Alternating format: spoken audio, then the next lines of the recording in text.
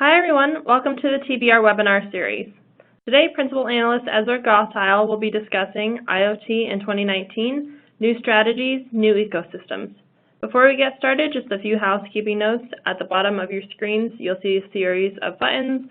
From left to right, you can access the slides, audio controls, Q&A, speaker bios, and our survey.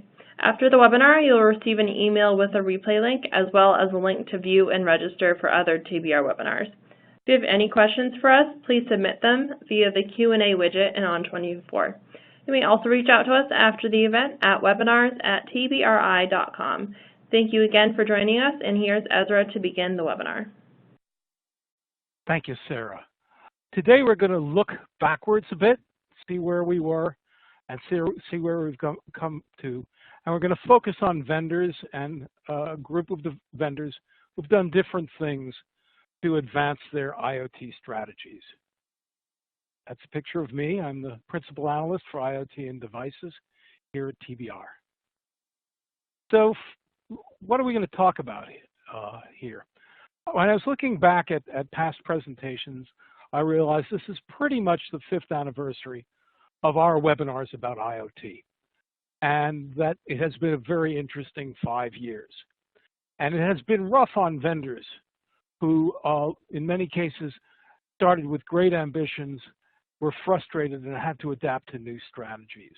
I thought we could learn by looking at different ones that have been successful for different kinds of vendors.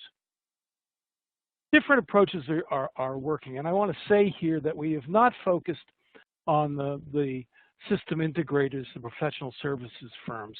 They have pursued, in many cases, similar strategies because they're solutions creators, and IoT is a medium in which they work. So that IoT has been quite a bit less disruptive for them than for software and hardware vendors who are trying to take advantage of IoT. And then we're going to look at what these approaches that have worked have in common and what this suggests going forward for what companies that want to be successful in the IoT field should do, given that diverse strategies are working. Then we'll reach some conclusions about recommendations of things to do. So let's preview what we're going to be talking about.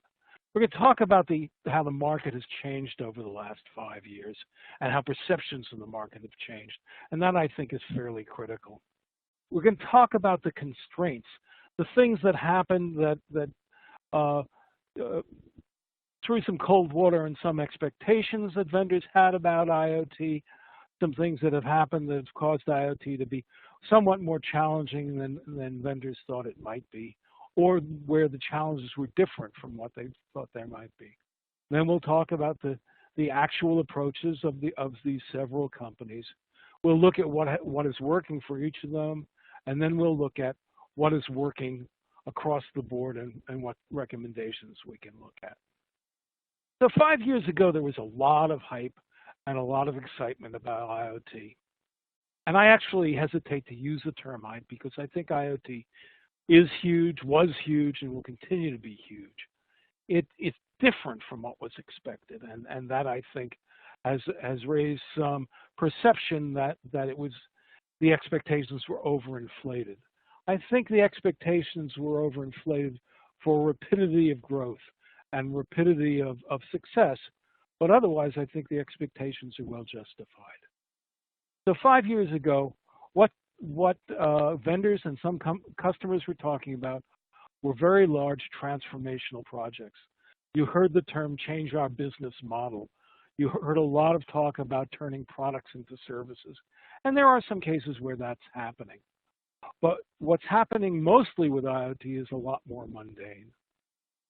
Because these were transformational, because these were intended to be business or enterprise transformational, these projects were often expected to be very large in scale, to cut not only across the entire enterprise, but across many of the business processes within the enterprise. Companies, along with the vendors in helping them, were embarking on a long project to come out very differently, and they were trying to plan what kinds of things they could do based on their new insights of what could be done with IoT. because these were transformational for the entire business, or at least for business units, the solutions that were being developed were top-down. They needed top management to help define the business objectives, to help define what they saw the future of the competitive environment was, to help define what they saw the opportunities to be. They needed to fully engage the operations people, the people in charge of the physical aspects of the business, and they needed to fully engage the IT departments, because information was going to be the lifeblood of these huge transformational projects. They were looking for comprehensive solutions, things that would change, as they said, whole business models. And this involved a great deal of invention. This involved saying, we have this business goal, we have these almost limitless capabilities of taking data from our physical processes and incorporating it into our business activities. What can we build? That occupied a great deal of time and a great deal of effort using the top consultants provided by the vendors and using top management. A lot of the solutions were very AI-centric. And I'm not saying that AI has not been important in IoT, but it has not been anywhere near as important as was expected at the time.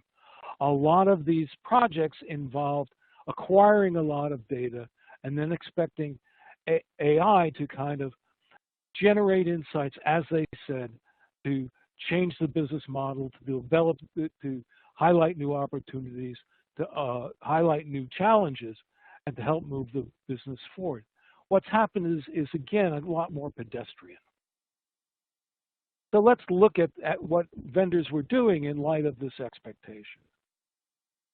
One of the big expectations was that IoT would enjoy or suffer from very rapid growth. Adoption would be very, very quick. And that meant that getting in strong, investing heavily, engaging customers as soon as possible, making early commitments was very important. And lots of vendors moved forward very, very quickly without a whole lot of feedback from the market based on these expectations. In that situation, it was expected that a first mover would have tremendous advantage. And there was a great deal of money spent on not only developing IoT capabilities as fast as possible, but also marketing and selling them as fast as possible.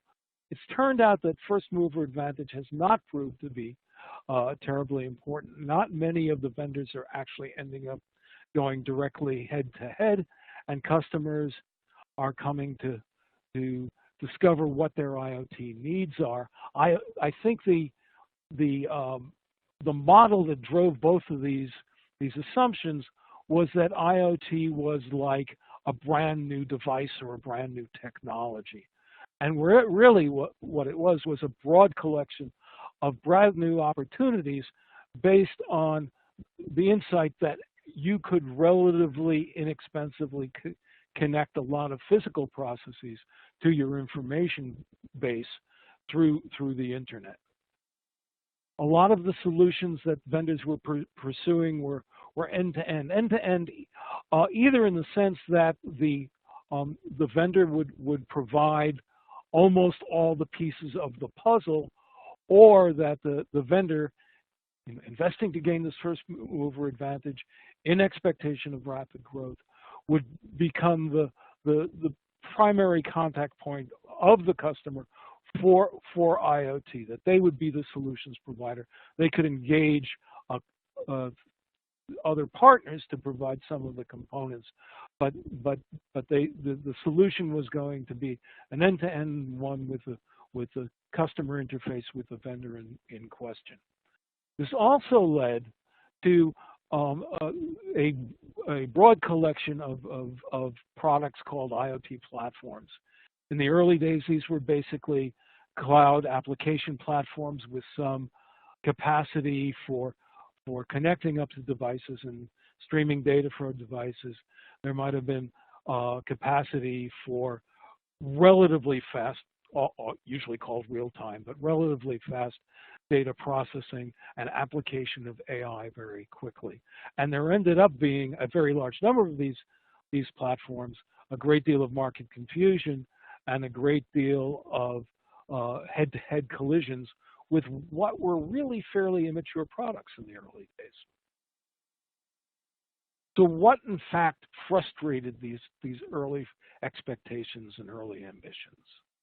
Well, in fact, the going big at first, going for the business transformation, trying to do a land grab, take IoT for that customer and be the primary vendor, was one of the frustrations. There was too much to take on. There was not a full understanding of all the places where IoT could play a role. There was a requirement of invention for each customer, and that was a big challenge. Inventing solutions or facilitating the invention of solutions is a specific kind of skill. A lot of vendors didn't have that skill. Next, they needed a commitment because these were big expensive projects. And what happened was they got tentative commitments. We will commit to the next step. We will commit to the next proof of concept. We will commit to getting started. And this frustrated the whole moving forward and planning along these lines. And again, we get the proofs of concept. The overall concepts are very hard to prove. Often what were called proofs of concept were really tests of the kind of device connectivity and information acquisition, ingestion part of the operation. But that did not prove the concept of the entire business transformational effort. That was a frustration, and we've heard from several vendors that they end up cycling through these proofs of concept, not because they cannot demonstrate that they can connect the devices and gather the data and do the analysis, but that cannot demonstrate the more ambitious goals of driving a business transformation, one often predicated on insights as yet unknown to be gathered by AI. So it's hard to prove a business transformation concept. It's relatively easy to prove that you can gather data from devices and act on it. Everyone lacked experience. The vendors lacked experience. Certainly the customers lacked experience. The salespeople lacked experience. Even the ideation people, the people who knew about helping to generate design ideas, lacked experience about working in this specific field, multidisciplinary, involving operations technology, business management, and information technology. People hadn't learned to do this thing that they were attempting to do as fast as possible to stay ahead of the competition. The tools themselves were relatively immature, and that's clear now that we have much more mature tools.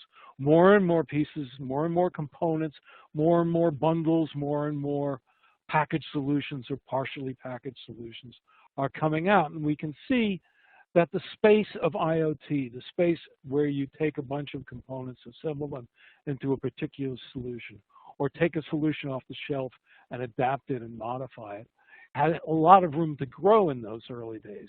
So basically, people were starting with grand ambitions and a blank slate, and that led to a lot of frustration. The need for multi-vendor solutions was also one of the frustrations. In an attempt to grab the customer-facing role, many vendors neglected the cultivation and gathering of knowledge about an ecosystem, knowledge about other vendors who could play a role to creating these solutions. And where they knew about those other vendors, they hadn't formed the business relationships. And there were, and there still are, competition among the multiple vendors going into the solution about where the revenue goes and who gets recognized for their contribution and things like that. But a lot of the challenge was putting together these bundles and putting together these applications that required multiple vendors to all work together in both a common interest and in their individual interest. Another piece of the pie was there was a tendency to think, well, we're going to create all these IoT things, but when they started building IoT solutions, it turned out that a large percentage of what goes into an IoT solution are generic components. They can be used in any number of other solutions. They're very, very familiar in the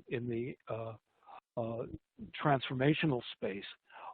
Some companies recognize that early and benefit it and say, hey, we make generic components. All we need is get IoT started and we'll benefit there.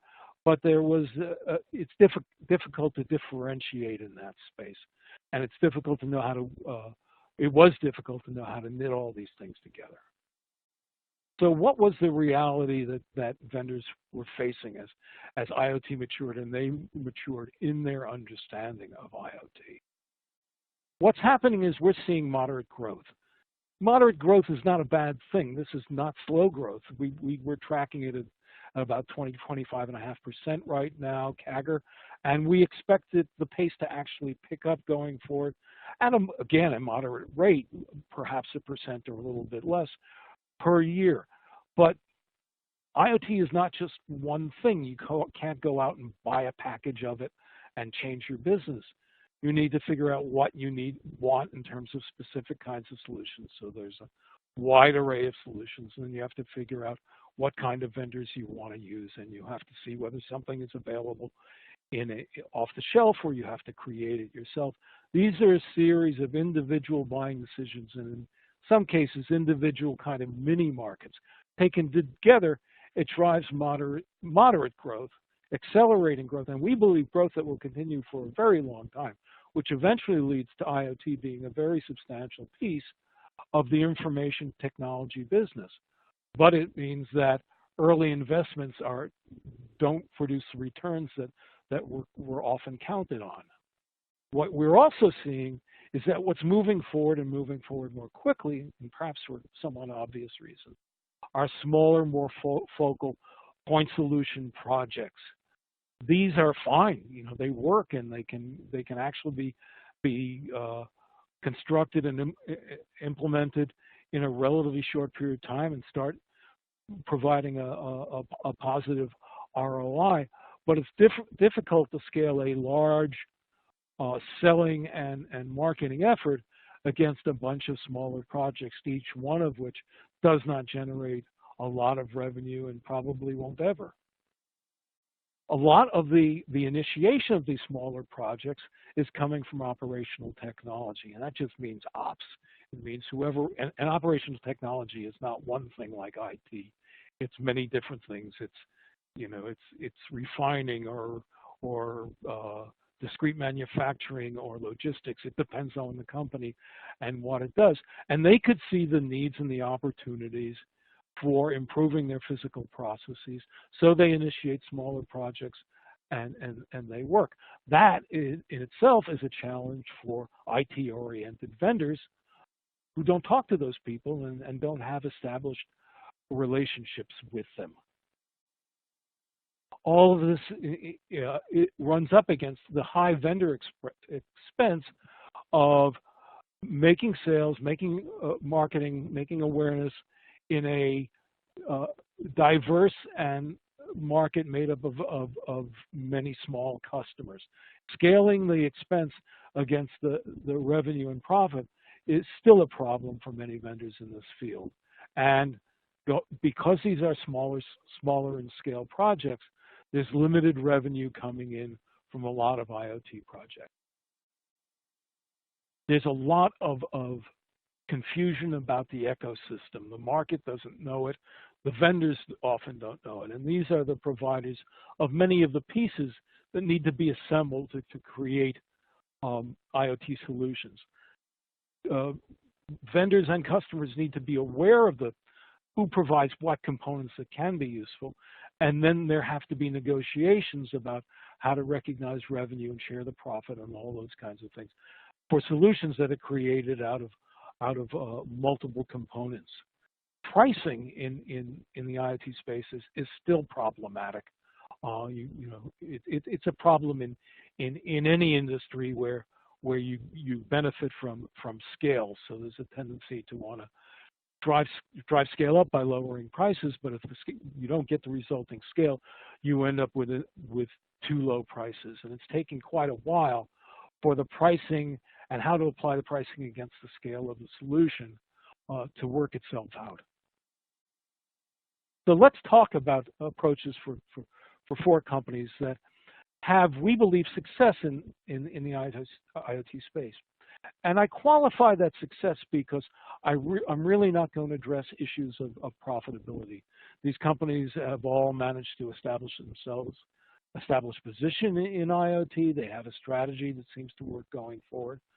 But again, balancing that against the operating expenses of building a large IoT practice is a challenge. Now, the long-term upshot of playing successfully in the IoT space is, I think, undeniable. IoT adds value, therefore it can deliver profit. That available profit should grow the longer you're in the business, the longer each relationship has to mature.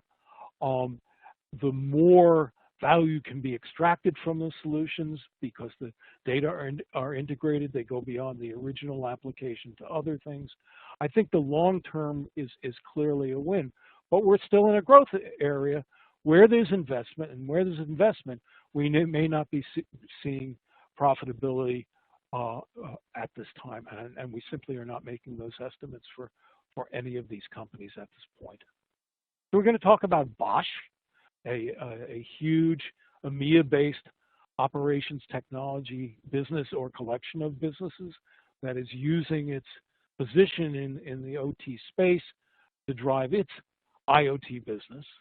We're going to talk about Oracle, a large IT-oriented business that started out with, we're going to do everything, we're going to have a platform for IoT, you can use Oracle to solve any problem, and is now working towards, is delivering packaged solutions inside their current customers' organizations. We're going to talk about PTC, which interestingly is a software business, nominally an IT business, but has been building for, selling to operations technology since the beginning. They started out as a CAD/CAM company. So they kind of occupy a place in the middle, and they sell to a group that kind of occupies a place in the middle inside their customer base. And then we're going to talk about Dell, your kind of classic infrastructure company, and what they've done to try to extract maximum value from the great opportunities they see in the IoT space. So on to Bosch. Bosch has several large businesses. It is a provider of a wide variety of automotive components. It also has a bunch of end customer device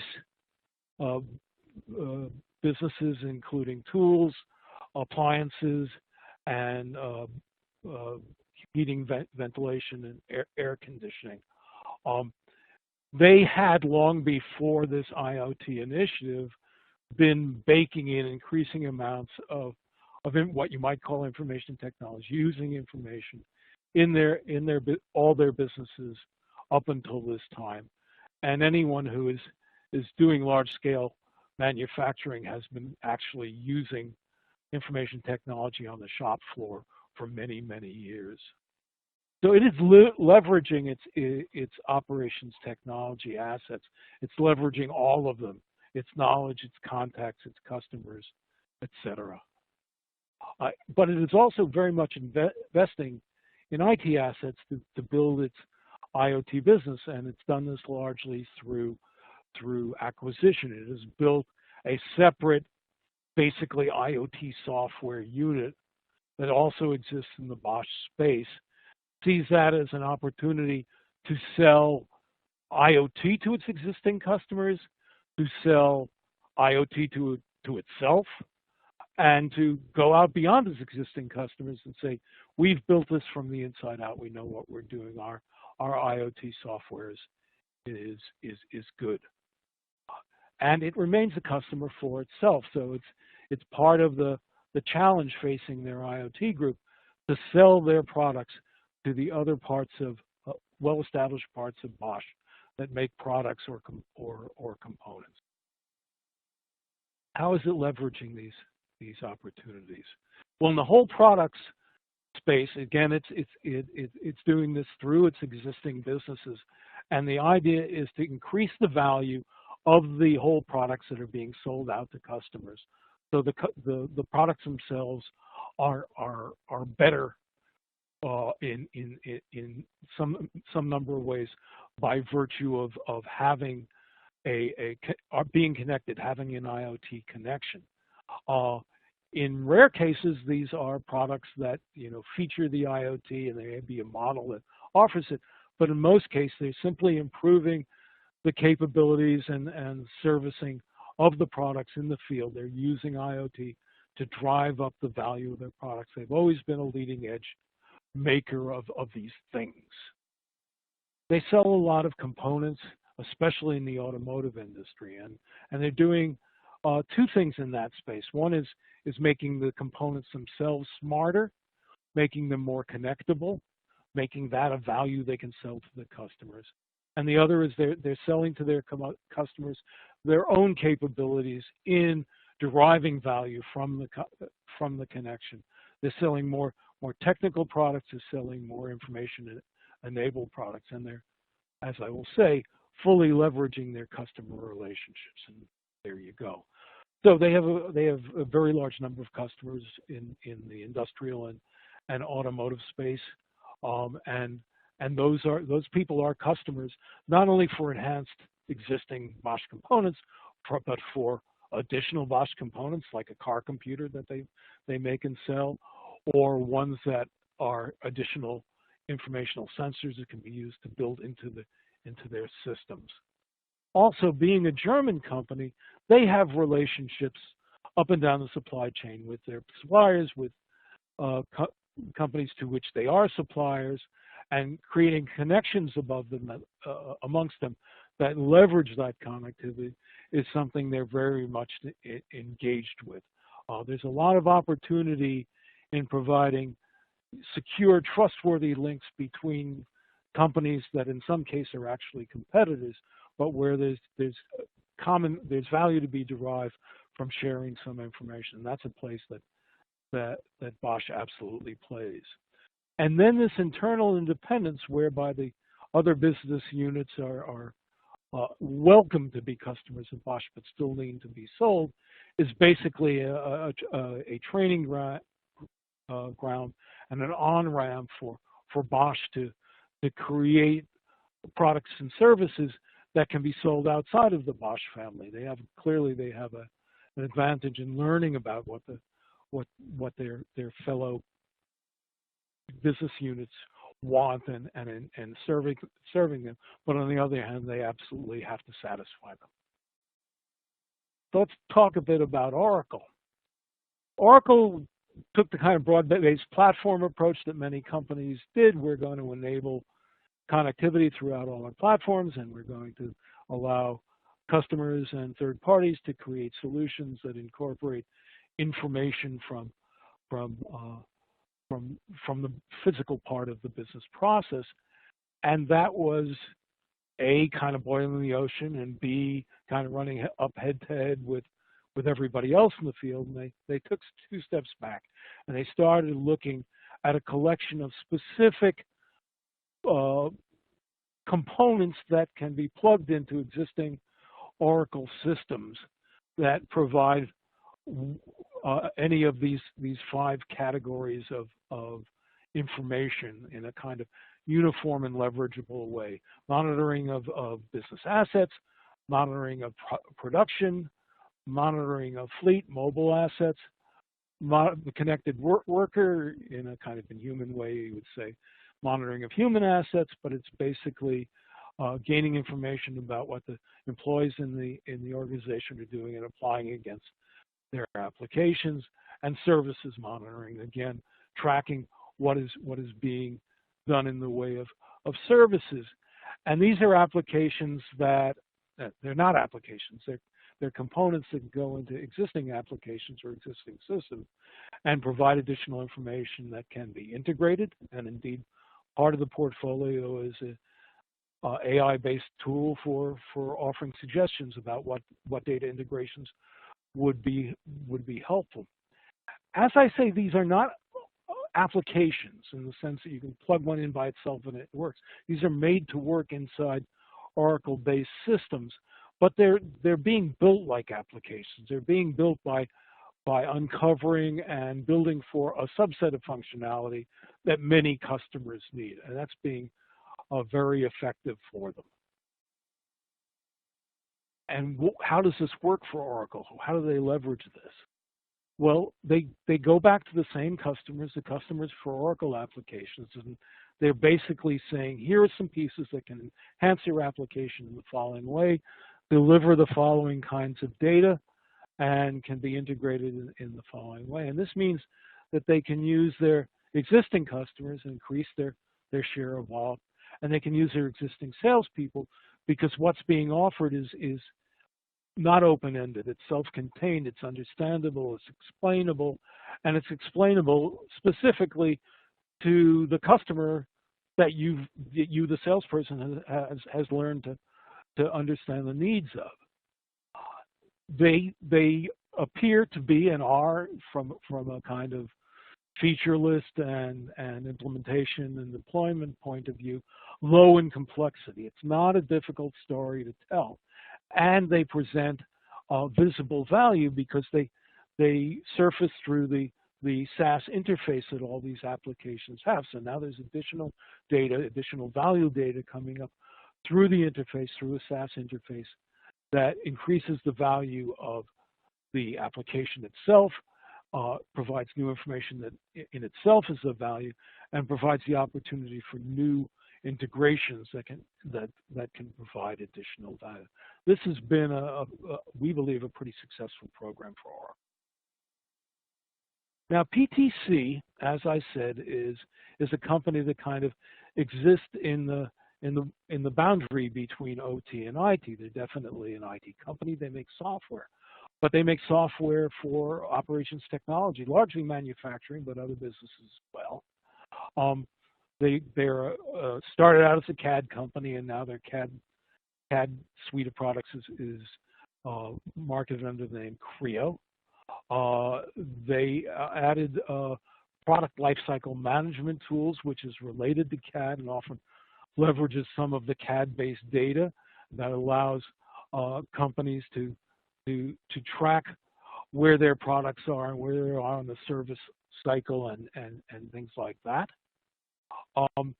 Out of these things, they built an IoT platform that focused on these informational assets that came out of PLM and to a certain extent CAD, allowed users or customers to move the data around, integrate the data, and fully leverage that data. There's a certain amount of potential confusion here because they need to work with larger scale kind of corporate applications platforms, and they do.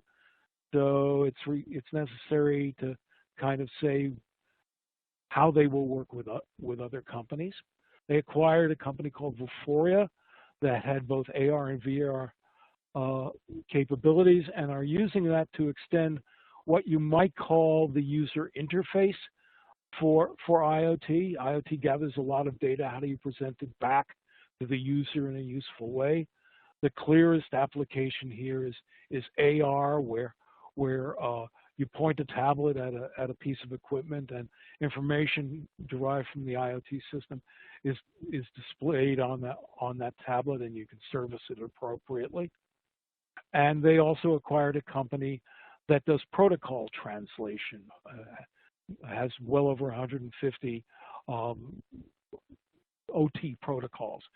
OT, operations technology, manufacturing and other kinds of operations technology has been using digital data for a very long time. Very few analog readouts anymore, but they tend to have a wide variety of protocols specific to that particular controller or to that particular subvertical. And being able to translate amongst them is incredibly important in order to be able to integrate data and extract additional value.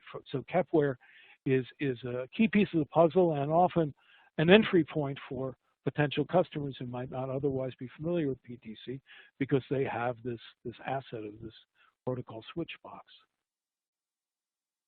So PTC is unique and they started out in OT software, which means that they already know many of their customers, and that has given them a lot of early success in that PTC is often chosen for smaller scale OT projects by people who are familiar with them. In many cases, the user interfaces are uniform between existing PLM systems and new ThingWorx systems.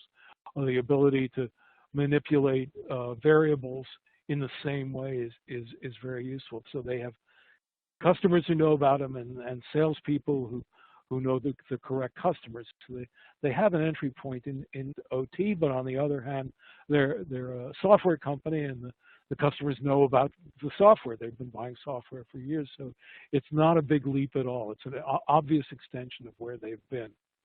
They've gone out and acquired or built a differentiated components. There's not a lot of players in the Kepware or Vuforia space. There's not a lot of really direct head-to-head competitors with ThingWorx because ThingWorx is an outgrowth of their existing PLM and CAD/CAM business. And they've got their existing customers, which is a bunch of people who know PTC, who know people at PTC and who know that they can trust them. All of which has given them an entry point into the IoT space. To gain scale, however, and they've always had to partner. They partner with everyone, systems integrator, hardware vendors, other component vendors, and so on. But they form two particularly strong relationships with Rockwell and Microsoft. Rockwell at kind of the operations end of the scale, where there are devices, and Rockwell has made an investment in PTC. PTC provides Rockwell with some real software tools. Rockwell provides PTC with a broader market and access to the sensors and meters and things like that that'll be useful. Microsoft is a partnership at the other end where you interface with corporate applications, platforms, and corporate informational infrastructure. So it's a good place for PTC to be with its kind of unique position as a provider of software to OT between these two larger companies that are both playing in the field at different ends. There's also, by the way, strong relationships between Microsoft and Rockwell as well. Finally, let's talk about Dell. Dell took some innovative approaches in IoT and has made a great deal of progress and is also using IoT to promote the growth of its general business. Again, increasingly as a flavor of digital transformation, but still IoT has its own place. The key here is that Dell has gone to a great deal of effort to define what it does and what it doesn't do. And what it does is it provides essential infrastructure, and what it doesn't do is a whole lot of everything else, especially being a kind of overall solutions provider, a large service provider, things like that. It services, by all means, what it builds, and it provides a lot of services related to more sophisticated uses of what it builds, but it doesn't attempt to go out and create everybody's IoT solution. And they did a couple of things back at the beginning of this 5-year cycle. They built a gateway, leveraging their PC technology, and leveraging their embedded system, not only technology, but also inside Salesforce relationships, etc. They had been, and they continue to, build computers into things. And building a unique set of these computers that were gateways was one way to do it, and another way to do it was to use those peoples as those customers as among their first customers, while still retaining their position of we basically make the computers and the system software and the necessary services to keep those things up and running. it gives them multiple entry points into the market, because what Dell provides, small computers, large computers, servers, storage, etc., often take place at various places in the IoT cycle, and so they're playing in a lot of places, and they invested a great deal in kind of defining and cultivating a partner network. That was enabled by the fact that they weren't competing head-to-head with very many of these partners at all. These were, in many cases, software partners, certainly a lot of services partners and systems integration partners, more specialized hardware partners for specific kinds of endpoint components and things like that. Dell is somebody everybody can kind of do business with, and Dell tries to help their business and have them help Dell's business. One of the ways they did this is they started working collaboratively with members of this ecosystem to develop bundles which explicitly include pieces from multiple vendors, and solutions which also include pieces from multiple vendors, but are built on a Dell hardware platform. Again, there's no attempt to kind of take the whole pie, but rather to provide the parts where Dell provides those sorts of parts. This has done two things. It's established better relationships with these partners, and they feed each other business, and it's also allowed them to start to enhance a channel partner program, developing capabilities in the channel partner program, so that the Dell channel partners become solutions providers and can help build either on Dell bundles or solutions, or start with Dell core hardware and system software, and work with other vendors to help customers build solutions. So this is all contributing to the end point of having IoT drive the growth of an information architecture for their customers. Dell has a vision of digital transformation being based on IT transformation, which is a flexible multi-cloud solution where you get the data where you need it, when you want it, and you can extract value beyond that which was first imagined when you first started constructing the solution, by integrating it. And that the more data people keep and the more they do with it, if they're Dell customers, the happier Dell is. So what are our takeaways from this walk down this list of partners? These companies have all looked for adjacency. They look for places in IoT that's next to what they currently do. And they've looked to leverage their assets, their customer assets, their partner assets, their product assets.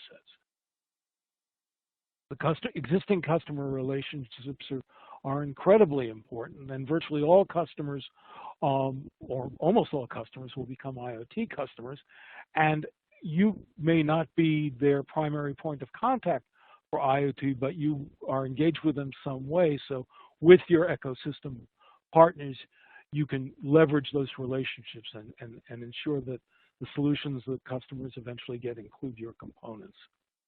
They leverage their sales and channel strengths. They want to make things clear and simple and understandable for their salespeople and their channel partners. They want to make them, again, using their adjacency, make them clearly understandable about why you're talking to the customer about this company offering this thing, because it's similar to something else they've offered.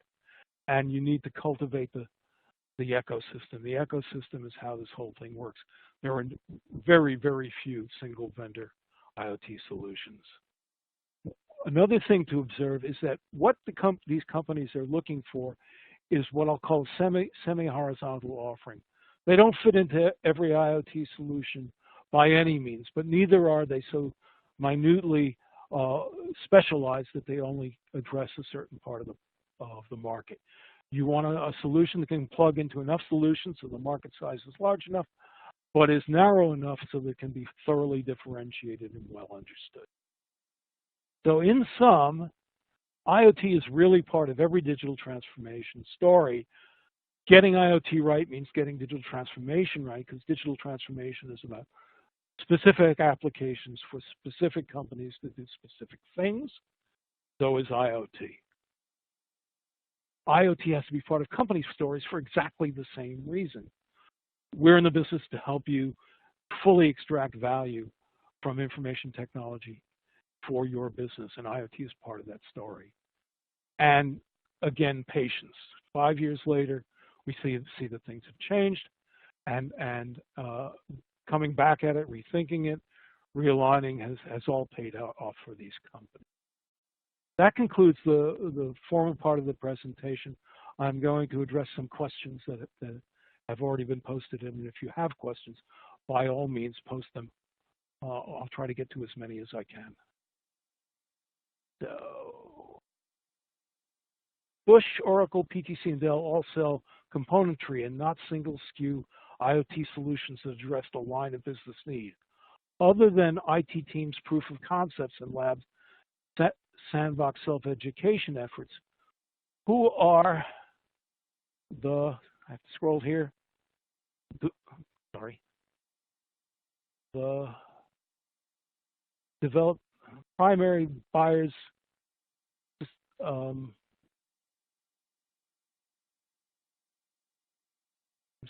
sorry that I'm having a hard time with seeing that line.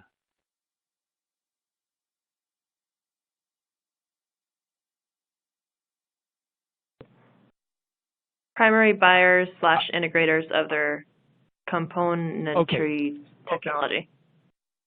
So I did not address SIs or both the large scale global ones and the more specialized ones inside each industry. And there are also bundlers and packagers for those things, because IoT is so diverse, and these large scale vendors are so horizontal and kind of single purpose, they don't match well. So you do have end-to-end solution providers that may build in components from other vendors, and they can be narrowly focused inside a specific vertical or sub-vertical, or they can be large-scale SIs that basically take the company's problem and solve it using the pieces they can find in the market. So this group is the more horizontal IT companies. Thank you, Sarah. What is the PTC business model for small scale projects? Basically, for small scale projects, they are increasing wallet share by going to existing customers or new customers that come in over the transom and saying, yeah, we have these pieces. Scaling up is a challenge for PTC because there's a tendency when you come out of the operations department for customers to look to larger, more broadly known vendors, and that's one of the reasons for those relationships that they're forming. Are Oracle pre-built apps independent, or are they tied to enterprise upgrades to Oracle SaaS apps? I'm not 100% sure, but I believe they are. I think they're sold as standalones, but I could be wrong. They may be baked in as an upgrade. You can buy it with or without the IoT piece. I don't want to assert something I don't know for sure. Do we have any insights into Bosch internal business model?